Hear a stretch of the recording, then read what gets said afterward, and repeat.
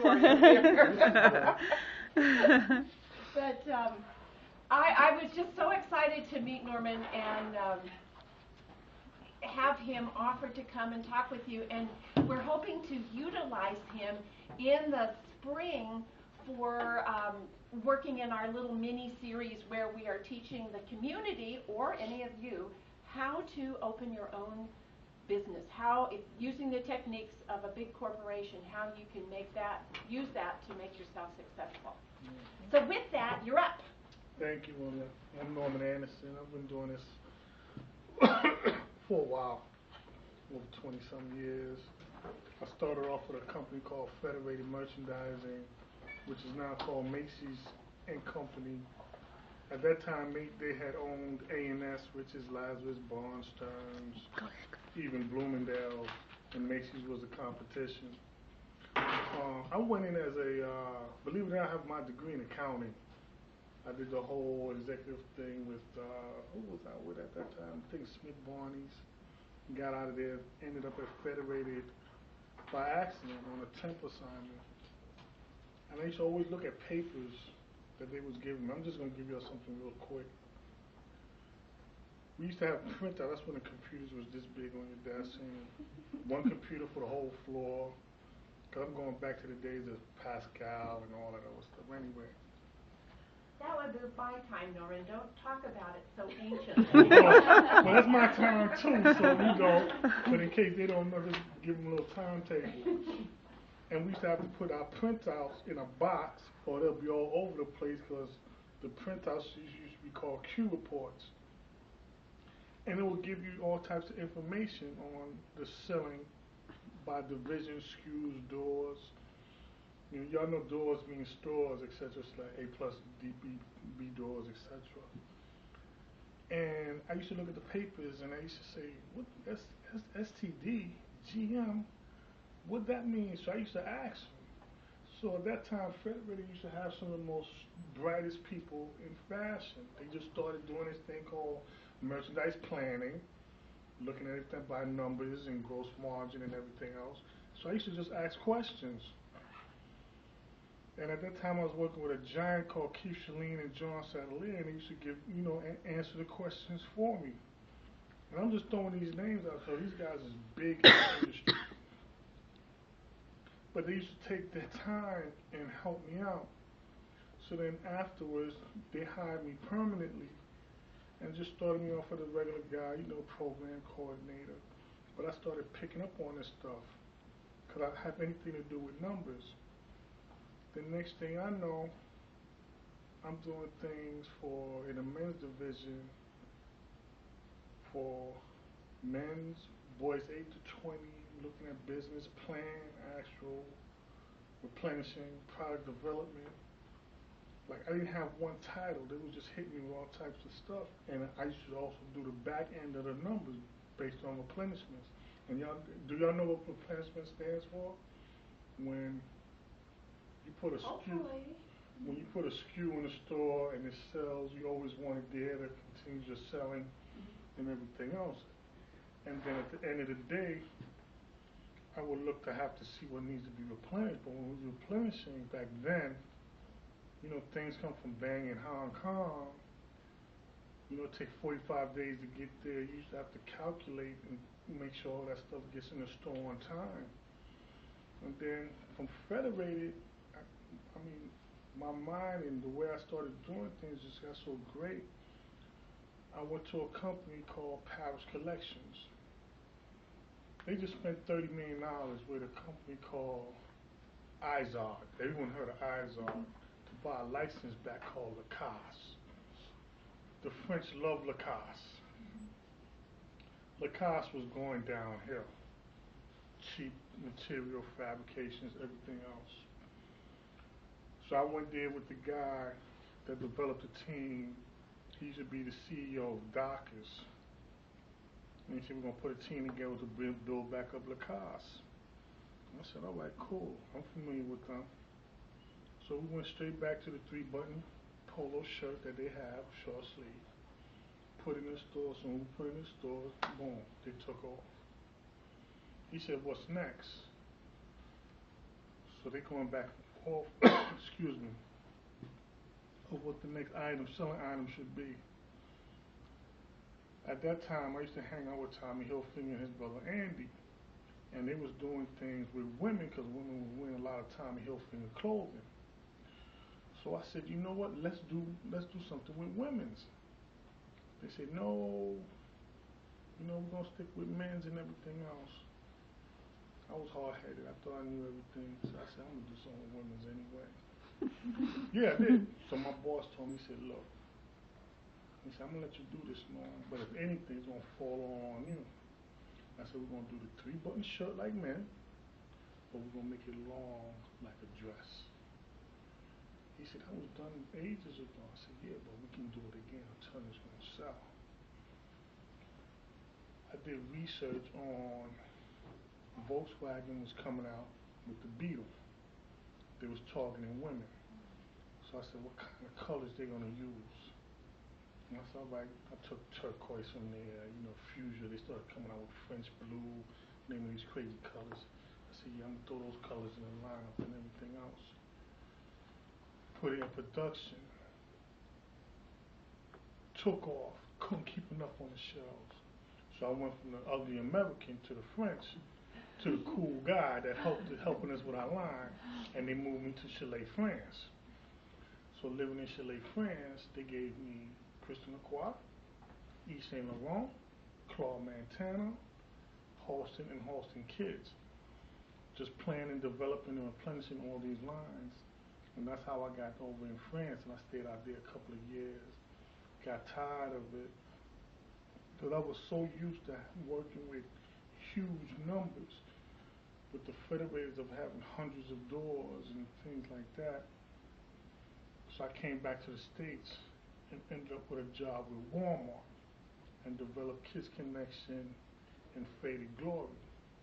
And we was doing the girls' capri pant, and once again, they doing regular stuff. I said, you know what, I'm gonna jazz this line up. I'm gonna do embroidered bottoms and throw some sequins and stuff like that in there. Once again, nah, no, we don't do that here. Once again, I said, I'm gonna do what I want to do. Don't take it from me. I just happened to get luck up on a couple of these things. I won't get y'all in trouble and get fired later on. But I did my thing, and it went from being in, it was only in a couple of hundred doors to all doors. And at that time, I think we only had like 2,900 doors. And I put that line, I was replenishing 250,000 units a week. So they said, we gotta get this guy some more stuff, and hired me on to do more stuff. And I was doing that and doing that and doing that. Then after a while, I get tired real quick, because I get into a routine, and once I master what I'm doing, I gotta go to something else. So I got tired of doing that, because it just became so easy for me. Like, oh, I know I gotta do this and do this. It wasn't challenging no more, because see what it is, when you're in merchandise planning, I like to take something from nothing to blowing it up. That's where I get my satisfaction from. I can go into a company that you're already doing something and work with it. As long as y'all let me rock that department to bring it up again, it's cool. Because I can do 50 million by myself. But I want to get up in there, and when we're doing $250 and $300 million and then going to $1 billion and stuff like that, then I really rock and roll. So then Puffy, Sean John was getting ready to come out with something. So I left and was doing something for R. Kelly. The guy that owned Kango is an Asian cat from London. He said, R. Kelly, I want you to do something for him. So I developed a line called Shiani. It was hot. It was for guys getting out of the hip-hop we wear and everything else. He messed the whole line up. That's a whole nother story. Yeah, he really did. He's not a good guy to work with. But it upsetted me, because it would really put me on the map. When God said, once he go to Magic and we get these orders, I'm going to give you 15, 20, 50 million, whatever you need to blow the line up any way you want. I'm like, oh, I'm gonna be on top. I'm gonna be in WWD. I'm gonna be in Menswear Magazine. I'm looking for all that now, because that's the next step for me. That didn't happen, so I'm feeling kind of depressed. But I'm still working, doing little odd jobs here and there. And that's when the puffer thing came through. And I said, yeah, I can do that. So I started doing Sean John. And I went from there, then I went to the kids, and just took off from there. And in the meantime, while I'm doing all this, I had my own clothing line.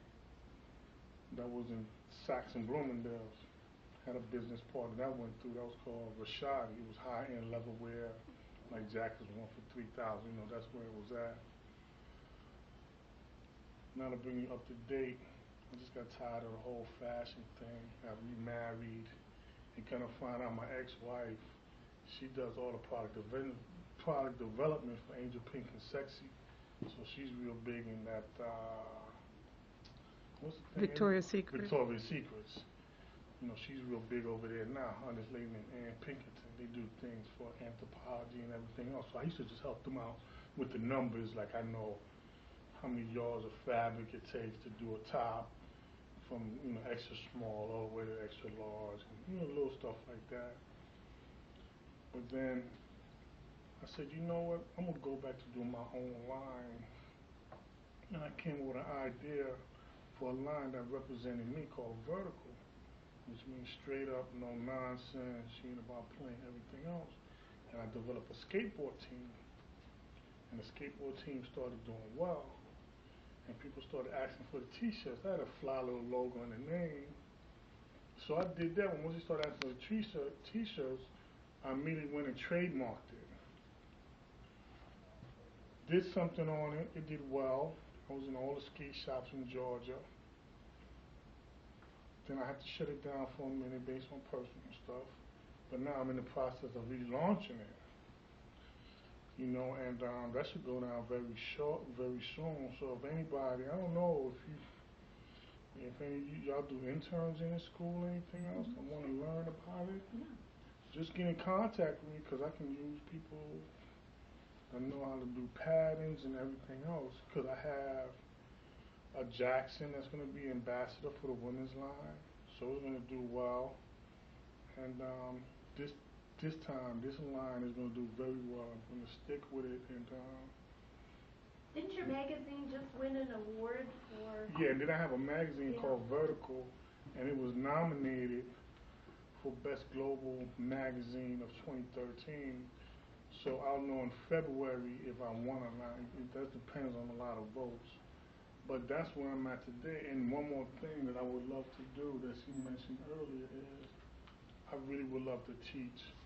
So hopefully this thing comes through with what we're trying to do here, and that will be the icing on the cake for me in my whole career. And I love to teach. I'm going to leave my business cards up here, so if anyone of y'all have any questions about anything, believe me, feel free to ask me, and I will answer it for you. And what I have to say now is any questions, I'm ready to answer questions right now. But I'm going to grab this chair here because I had stem cell surgery, and it's killing my leg right now. Oh my gosh, So I have sorry to sit about down. that. No, that's cool. It's all good. Well, and Norman, with his wealth of years of experience, that's the crazy thing about this industry. We champion youth, but yet we want you to have a bazillion years of of work experience, because we know that's pretty much the way you learn everything is the work experience. So we kind of hang you from a string like that. That's why what you're doing is important. And one thing that Mr. Vaughn said that is true. In this business, to get ahead and to make that money, you have to move around. You have to go from company to company. You know, back in the days when we started out and doing it, it was beautiful. You know, it was a lot of perks involved. It was a lot of things to keep you in one company to grow and make those dollars and cents. But nowadays it's different.